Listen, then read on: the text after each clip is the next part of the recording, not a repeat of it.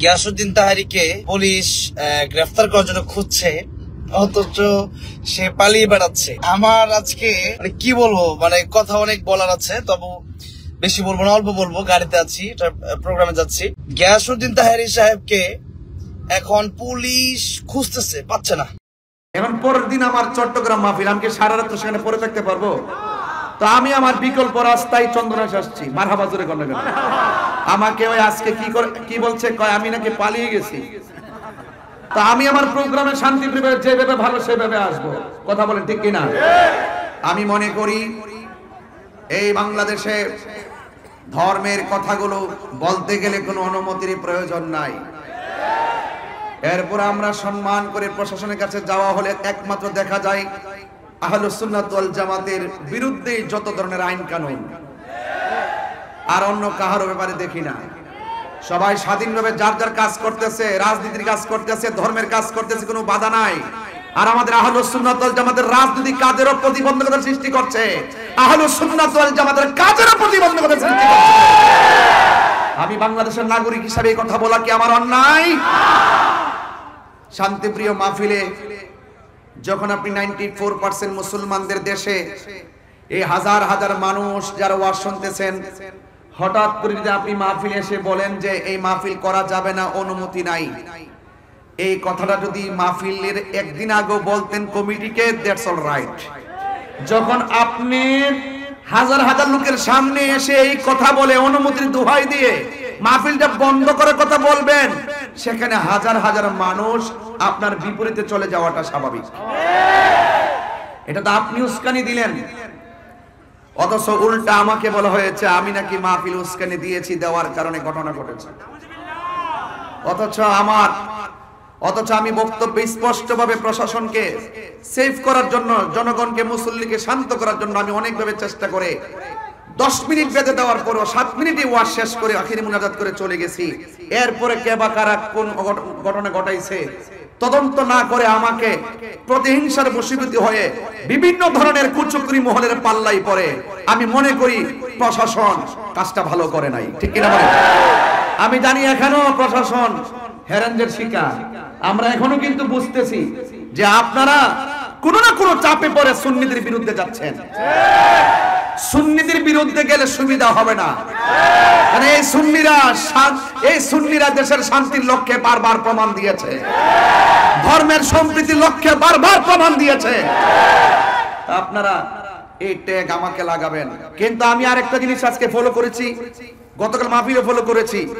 আমি স্টেজ থেকে ওঠার পরে যখন দেখলাম প্রশাসনের গাড়ি, দেখেছি আমাদের মতাদর্শের বাইরের অনেক অপরিচিত পোলাপান এখানে ঢুকছে। কিছু কিছু মানুষ আমাদের মাহফিলে তারা একটা ট্যাগ লাগাইছে, তাহিরি ভক্তরা মাথা ফাটিয়েছে, তাহিরি ভক্তরা গাড়ি ভেঙেছে। এই ট্যাগ লাগানোর কথা বন্ধ করুন। একটা মাহফিলে শুধুমাত্র তাহিরি ভক্তই থাকে না, এই মাহফিলে অনেক শত্রু আছে, ওরা ওয়াকারেস ঘটিয়ে সুন্নিদেরকে বিপদে ফেলতে চায়।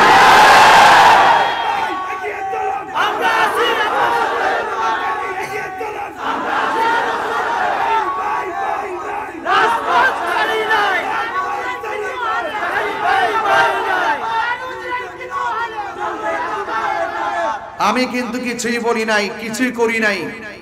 আমাকে দেয়, আমি উস্কানি দেয়। আসলে তাহিরুজের উস্কানি দেয় না, তাহিরুজের বাস্তব কথাগুলো বলে। ধন্যবাদ জানাই চট্টগ্রামের আপামর সুন্নি জনতাকে যে আমি একজন নগণ্য, আমার চট্টগ্রামের মানুষ দীর্ঘদিন ধরে দেখে আসতেছে মাজারে আক্রমণ হচ্ছে, কোনো ধরনের প্রোটেকশন নাই, বিভিন্ন খানকায় আগুন ধরে দেওয়া হচ্ছে, কোন ধরনের প্রোটেকশন নাই, প্রাতিষ্ঠানিকভাবে সুন্নিদের প্রতিষ্ঠানকে দখল করা তাণ্ডব লীলা চলছে, প্রশাসনের কোনো নজরদারি নাই। শুধুমাত্র তাই নয়, আবার আমাদের মসজিদের ইমামগুলোকে ঘটিয়ে সেখানে দখলদারিত্ব চলছে, কোন ধরনের প্রোটেকশন নাই। প্রত্যেকটা বিষয়ের ক্ষেত্রে যখন সুন্নিরা রুখে দাঁড়িয়েছে, তারা যখন পালিয়ে গিয়েছে, এক শ্রেণীর মানুষ এখন আমাদেরকে হামলা মামলার মাধ্যমে ব্যক্তিগত অ্যাটাক শুরু করেছে। কথা বলেন ঠিক কিনা? আজকে সারাদিন আমাদের চট্টগ্রামের আপামর সুন্নি জনতা যেইভাবে মাঠে প্রতিবাদ করেছেন, আমার অন্তরস্থল থেকে, হৃদয়ের গভীর থেকে আমি অনেক শ্রদ্ধা জানাই, অনেক ভালোবাসা জানাই। আপনারা যৌক্তিক দাবি করেছেন, আপনারা যৌক্তিক দাবিতে মাঠে প্রতিবাদ করেছেন, কারণ এই দেশটা কাহারো কাছে লিজ দেওয়া হয় নাই, এই দেশটা সবার। কথা বলেন ঠিক কিনা বলেন? এই জন্য ভাইয়ের আমি প্রথমে এই কথাগুলো বলছি। ইনশাআল্লাহ আমার উপরে মামলা হয়েছে, হয়তোবা আমার জেল হবে। আহলুস সুন্নাত ওয়াল জামাতের সবাই যদি ঐক্যবদ্ধ থাকেন, আর আমি যদি টোটালি খোলা আকাশের নিচে যদি ওই অপশক্তি আমাকে ফাঁসি দিয়ে ঝোলায়, এর বিনিময়ে যদি সুন্নি জামাত ঐক্যবদ্ধ হয়ে ওই অপশক্তিকে রুখে দিতে পারে, আমি মরে গিয়েও শান্তি পাবো ইনশাআল্লাহ।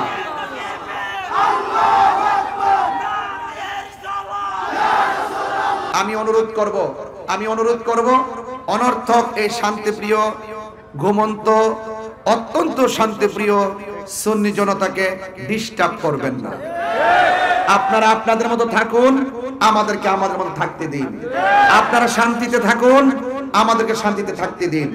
আমি প্রশাসনের বিরুদ্ধে নয়, আমি জানি প্রশাসনকে একটা মহল সর্বোচ্চ চাপ প্রয়োগ করে আমাকে মামলার আসামি করা হয়েছে।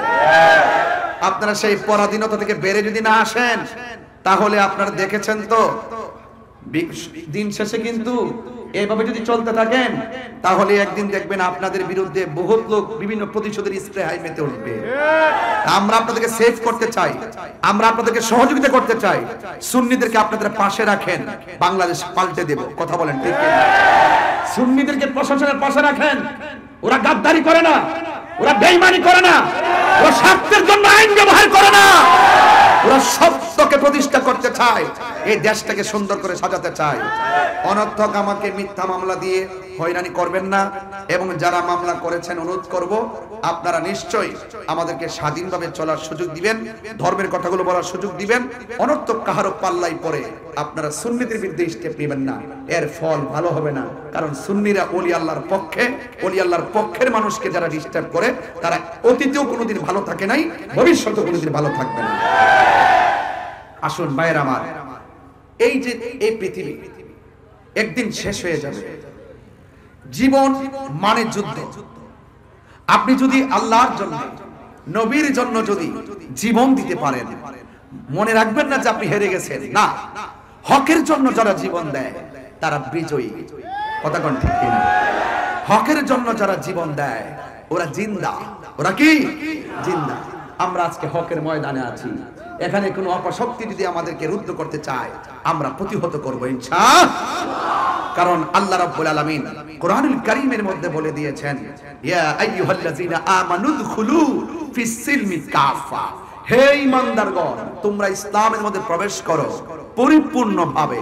আমার সমাজের মধ্যে কিছু অনেক মুসলমান, নামদারি অনেক মুসলমান রয়েছে যারা হক কথা বলে না, সময়ে সময়ে ইসলামটাকে স্বার্থের জন্য ব্যবহার করে। আমরা স্বার্থের জন্য ইসলাম ব্যবহার করি না, ইহকাল আর পরকালীন মঙ্গলের জন্য আমরা ইসলামকে ব্যবহার করি। কথা বলেন ঠিক কিনা বলেন? আমার ভাইয়েরা, অনুরোধ করে বলবো, আসুন একটু সামনে বাড়ি। আল্লাহ রাব্বুল আলামিন কোরআনের মধ্যে বলছেন, আল্লাহর পথে যারা জীবন দেয় ওরা মরা না, ওরা জিন্দা। ওরা কি জিন্দা? এটা কি মোল্লার কালাম না আল্লাহর কালাম?